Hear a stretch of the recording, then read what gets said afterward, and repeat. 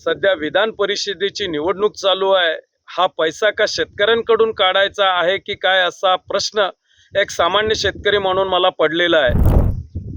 केंद्र शासनाच्या माध्यमातून सध्या देशांतर्गत या 10 दिवसामध्ये चौथ्यांदा पेट्रोल आणि डिझेलचे दर वाढलेले आहे।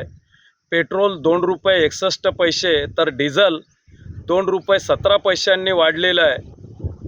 महाराष्ट्रामध्ये सध्या विधान परिषदेची निवडणूक चालू आहे। हा पैसा का शेतकऱ्यांकडून काढायचा आहे की काय असा प्रश्न एक सामान्य शेतकरी म्हणून मला पडलेला आहे। एकीकडे जगण्याची उमेद गमावून बसलेला शेतकरी सततची नापिकी, कर्जबाजारीपणामुळे व नैसर्गिक आपत्तीमुळे व शेतमालाला भाव नसल्यामुळे दररोज या पुरोगामी महाराष्ट्रामध्ये आपला जीवन संपवतोय, आत्महत्या करतोय। आणि दुसरीकडे आज आखाती देशाच्या युद्धाचं कारण समोर करून डिझेलचे दर गगनाला भिडलेले आहे। शेतकऱ्यांनी शेती कशी करायची, मशागत कशी करायची, 8 दिवसाच्या वर पेरणी येऊन ठेपली आहे।